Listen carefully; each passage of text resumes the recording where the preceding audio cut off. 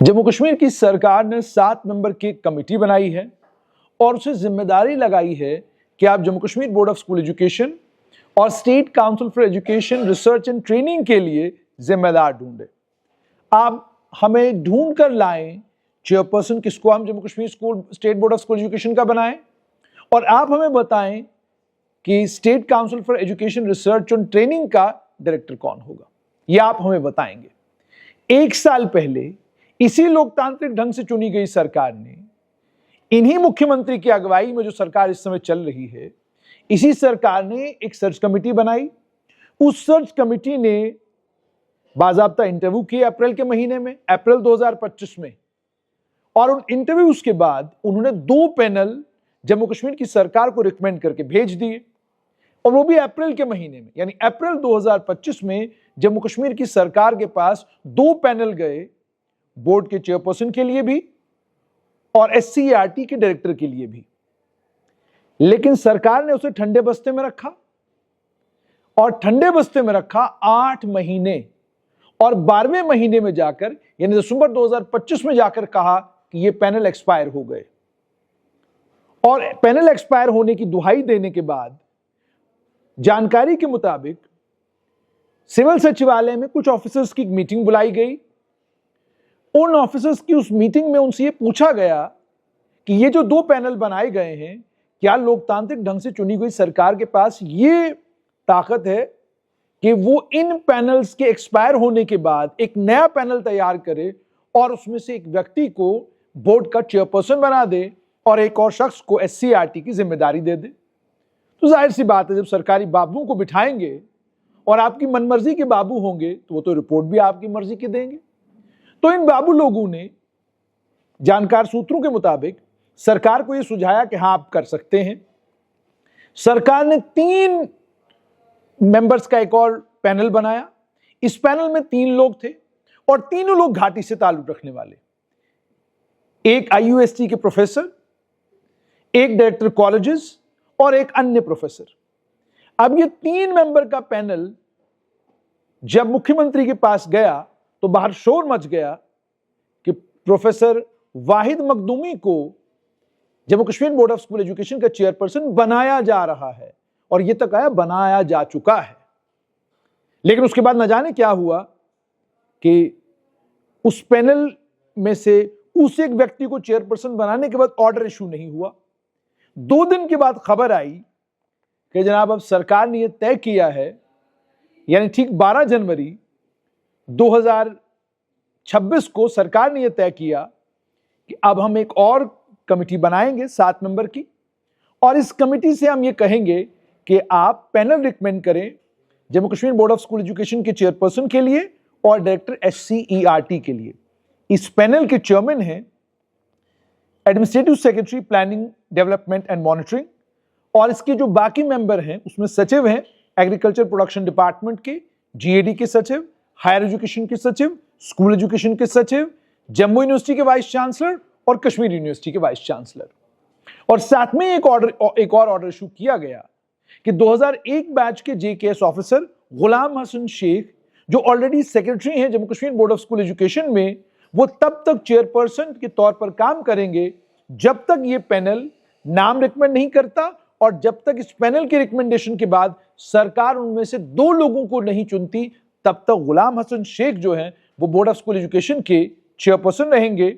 और director school education Jammu की जिम्मेदारी लगाई गई कि आपके कांधे पर डायरेक्टर SCERT का भी बोझ रहेगा, और यह बोझ आपको उठाना होगा। आप पैनल बन चुका है, और पैनल 12 जनवरी 2026 को बन चुका है। इससे पहले 30 जनवरी 2025 को government order number 163 JK-GAD of 2025, तब भी एक पैनल बना था। उस पैनल की भी जिम्मेदारी यही थी।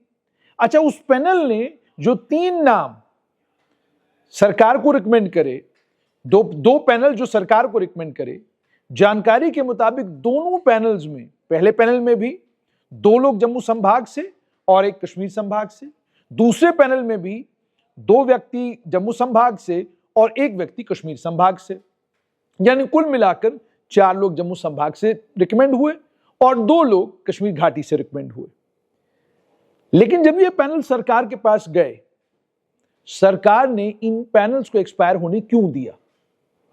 सरकार तो धर्मनिरपेक्ष है, सरकार तो सेक्युलर है, सरकार तो डेमोक्रेटिक है, सरकार तो जम्मू के लोगों की भावनाओं का, जम्मू के लोगों की महत्वाकांक्षाओं का बहुत ज्यादा ख्याल रखती है। और इतना ख्याल रखती है कि इस सरकार को, इसी सरकार के कहने के मुताबिक, जम्मू संभाग से वोट तो नहीं मिला, मगर इन्होंने उप मुख्यमंत्री भी जम्मू संभाग से बनाए, एक मंत्री भी जम्मू संभाग से बनाए, और आने वाले दिनों में हो सकते एक और मंत्री इस संभाग से बने। तो इस सरकार को आखिरकार क्या परेशानी हुई जिसके चलते उन्होंने वो दो पैनल जो जम्मू कश्मीर सरकार के स्कूल एजुकेशन के सचिव जिस समय शांतमनु थे, उनके कार्यकाल में, उनके कालखंड में जो पैनल रिकमेंड किए गए थे, उन दोनों पैनल्स को एक्सपायर होने क्यों दिया गया? ये पहला सवाल है। ये सवाल इसलिए भी बनता है क्योंकि अप्रैल के महीने में जम्मू कश्मीर में दूसरा कोई बवाल नहीं था। अप्रैल के महीने में जब ये पैनल जम्मू कश्मीर की सरकार को सबमिट किए गए, तो कौन से नाम देखकर सरकार घबरा गई, डर गई कि अगर हमने इन लोगों को बोर्ड की जिम्मेदारी दे दी तो न जाने कोई परेशानी ना हो जाए। अगर इनमें से किसी शख्स को हमने SCERT की जिम्मेदारी दे दी तो शायद वो हमारे मन मुताबिक काम नहीं करेगा। क्या सरकार को अपने मन मुताबिक काम करवाना चाहती है? क्या सरकार कुछ बड़े बदलाव करवाना चाहती है? कौन से ऐसे बदलाव हैं जो सरकार करवाना चाहती है? और अगर इस बारी सरकार ने पैनल 7 मेंबर का बनाया है, जिसमें 5 IAS ऑफिसर हैं और 2 वाइस चांसलर हैं, लगभग वही पैनल जो साल 2025 में बना था। क्या अब इस पैनल को ऑलरेडी ये कह दिया गया है कि आप जब हमें 2 पैनल रिकमेंड करेंगे, इस कमेटी को ऐसा लगता है कह दिया गया है, तो आप इस बात का ख्याल रखिएगा कि दोनों पैनल, बोर्ड के लिए भी और SCERT के लिए भी, दोनों पैनल में घाटी के प्रोफेसर, घाटी के बुद्धिजीवी ज्यादा होने चाहिए और जम्मू के कम होने चाहिए? क्या ये कहा गया है? अगर ये कहा गया है तो फिर ये कमेटी बनाने की जरूरत क्या है? फिर तो 3-3 लोग आप खुद चुनिए और चुन के उपराज्यपाल को भेज दीजिए, काम हो गया। क्योंकि अगर पिछला जो पैनल बना या पिछली जो कमेटी बनी, उसने जो 2 पैनल आपको रिकमेंड किए, उसमें अगर आपकी आपत्ति उन 4 प्रोफेसर्स के ऊपर थी जो उस कमेटी ने रिकमेंड किए थे, तो क्या उनके ऊपर करप्शन के गंभीर आरोप हैं? क्या वो नालायक हैं? क्या उनकी सोच समझ कम है? क्या वो कैपेबल नहीं है कि वो बोर्ड को या SCERT को चला सके? या उनके ऊपर आपको शक है कि ये बीजेपी के लोग हैं? या उनके ऊपर आपको ये शक है कि ये किसी अलग विचारधारा के लोग हैं? अगर ऐसा शक है तो उसको सार्वजनिक करिए, पता तो चले लोगों को कि भाई धर्मनिरपेक्ष सरकार ने जम्मू संभाग के अगर 4 लोग बोर्ड और SCERT के लिए रिकमेंड किए गए और इस धर्मनिरपेक्ष सरकार ने अगर उन रिकमेंडेशंस को नहीं माना, पैनलों को एक्सपायर होने दिया, और अब अगर ये सरकार नई कमेटी बना रही है और इस कमेटी को भी वही जिम्मेदारी दे रही है, तो क्या इस कमेटी के सामने जो नाम रखे जाएंगे वो एक संभाग के होंगे? या इस कमेटी के सामने जो नाम रखे जाएंगे, कमेटी को पहले ही बता दिया गया है कि भाई आप इस बात का ख्याल रखिएगा कि जम्मू संभाग का एक आधा आदमी हो, 5 हमारे संभाग के होने चाहिए? तो क्या मेरिट केवल एक संभाग में है? क्या दूसरे संभाग में कोई मेरिट नहीं? क्या ये सरकार ये कहना चाहती है, लोकतांत्रिक ढंग से चुनी हुई सरकार क्या ये कहना चाहती है कि जनाब जम्मू संभाग में तो मेरिट नाम की कोई चीज है ही नहीं? ये 4 लोग तो सिफारिशी थे, सिफारिश की बिना पर ये लोग आए थे, तो फिर क्या ये सरकार ये बताएगी जो 4 लोग पैनल में, पहले वाले पैनल्स में थे, क्या सरकार उनको लेकर ये बताएगी उनकी नौकरी कैसे लगी थी? क्या वो सिफारिश से लगे थे? क्या वो बैकडोर लगे थे? क्या उनके कैरियर में कोई ऐसी चीज नहीं है जिसके चलते वो बोर्ड या SCERT की जिम्मेदारी ना उठा सके? अच्छा चलिए, अगर सरकार ये नहीं बताना चाहती है तो सरकार कम से कम ये तो बताए कि प्रोफेसर परीक्षित सिंह मनहास, जो Jammu Kashmir board of school education की चेयरपर्सन थे, जब उनका टेन्योर खत्म होने वाला था और उसके बाद उनकी फाइल मूव हुई, 67 बार वो फाइल ऊपर से नीचे, नीचे से ऊपर, ऊपर से नीचे, नीचे से ऊपर क्यों हुई?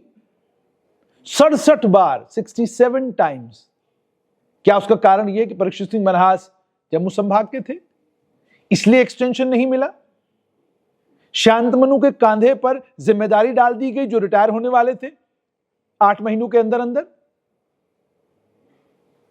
कुछ तो गड़बड़ है, कुछ तो मामला है कि जम्मू संभाग का एक व्यक्ति बोर्ड की जिम्मेदारी लिए हुए था, उसकी एक्सटेंशन के लिए फाइल मूव होती है, 67 बार फाइल ऊपर नीचे होती है मगर एक्सटेंशन नहीं मिलती।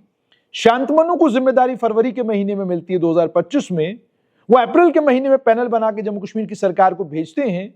सरकार दिसंबर तक का इंतजार करती है, पैनल एक्सपायर होता है, नई कमेटी बनाई जाती है और कमेटी को जिम्मेदारी वही दी जाती है।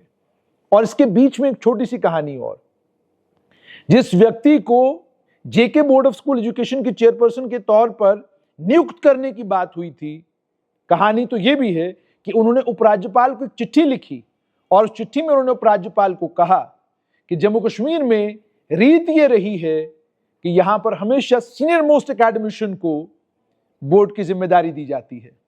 उन्हें आपत्ति थी इस बात से कि 57 वर्ष की आयु क्यों रखी गई है बोर्ड ऑफ स्कूल एजुकेशन के चेयरपर्सन के लिए। वो चाहते थे मामला ओपन एंडेड रहे और बाद में उन्हीं को जेके बोर्ड ऑफ स्कूल एजुकेशन का चेयरपर्सन बनाने की कोशिश जम्मू कश्मीर की सरकार ने की। इतना दिलचस्पी बोर्ड ऑफ स्कूल एजुकेशन की कुर्सी में आखिरकार एक एकेडमिशियन को क्यों? उन्हें तो खुश होना चाहिए। जितनी छोटी उम्र का व्यक्ति किसी कुर्सी के ऊपर बैठेगा उतना अच्छा कंट्रीब्यूट करेगा। उन्हें परेशानी क्यों इस बात से कि आपने अपर एज लिमिट क्या रखा है, लोअर एज लिमिट क्या रखा था? वो अपना केस तो नहीं तैयार कर रहे थे। अगर वो अपना केस तैयार कर रहे थे, बाद में अगर उन्हीं को अपॉइंट किया गया तो सवाल ये पैदा होता है, ये कब तक ट्रेंड जम्मू कश्मीर में रहेगा? क्या आप मेरिट की बुनियाद पर तय नहीं करेंगे बल्कि सूटेबिलिटी की बुनियाद पर तय करेंगे कि कौन किस कुर्सी के ऊपर बैठेगा? ये सवाल मैंने इसलिए पूछा है कि जब सरकारें धर्मनिरपेक्षता की बात करती हैं, जब सरकारें सेकुलरिज्म की बात करती हैं, तो सरकारें सेकुलरिज्म के साथ साथ में दोनों संभागों को एक आंख से देखने की बात करते हैं, दोनों संभागों को एक साथ चलाने की बात करते हैं और बाकी सबके ऊपर आरोप लगाते हैं कि ये एक संभाग के लोगों के खिलाफ है, ये एक संभाग की सोच के खिलाफ है, ये एक संभाग को खुश देखना ही नहीं चाहते हैं। वो सरकारें भी जरा जवाब दें और खासतौर पे वो जो लोग इस सरकार में जम्मू संभाग की नुमाइंदगी कर रहे हैं, जो कह रहे हैं कि हमारे कांधों पे बोझ है, हम ही हैं। जवाब दें जरा कि दो पैनल, दोनों पैनलों में 4 लोग जम्मू संभाग के और पैनल एक्सपायर हो गए, नहीं नियुक्त किया गया। क्यों नहीं किया गया? यानी मान के चल रही है सरकार कि जम्मू संभाग में जो भी काबिल आदमी है वो तो बीजेपी का है, जम्मू संभाग में जो भी काबिल प्रोफेसर है वो तो बीजेपी का है, जम्मू संभाग में कोई काबिल टीचर, लेक्चरर जो भी है वो सब बीजेपी के खाते में है, कोई हमारा है ही नहीं। क्या ये मानसिकता एक लोकतांत्रिक सरकार को शोभा देती है? क्या आप इस बात पर तय करते हैं कि आपका वोटर कौन है और कौन नहीं है, आपको किसको कहां बिठाना है? अगर आपका भी यही पैमाना है तो फिर किसी और से नाराज होने की आपको जरूरत नहीं। अगर आप भी ऐसे ही लोगों को तोलते हैं, काबिलियत की बिना पर नहीं, अक्ल समझ की बिना पर नहीं तोलते हैं, इस बात पर तोलते हैं कौन किस समुदाय से है, कौन किस संभाग से है, फिर तो आप भी वैसे ही हैं जैसे बाकी हैं। भाई वो भी तो संभाग, वो भी तो बाकी तमाम चीजें देखकर कर रहे हैं, तो आप भी कर रहे हैं, तो फिर आप में उनमें फर्क क्या है? फिर तो कहानी एक जैसी हो गई ना। अगर मापदंड काबिलियत है तो अब जो 7 मेंबर की कमेटी बनाई गई है, इस 7 मेंबर की कमेटी, ये 7 मेंबर की कमेटी जब 2 पैनल तैयार करेगी, वहीं ये साफ हो जाएगा कि इन्हें बोला गया था कि किन्हें पैनल में रखना है या इन्होंने इंटरव्यू लेकर काबिलियत की बुनियाद पर, मजबूत सीवी की बुनियाद पर यह तय किया है कि बोर्ड ऑफ स्कूल एजुकेशन और SCERT के जिम्मेदार कौन होंगे। हमारी नजर इस मामले पर बनी रहेगी क्योंकि सवाल सेक्युलरिज्म का है, सवाल धर्मनिरपेक्षता का है।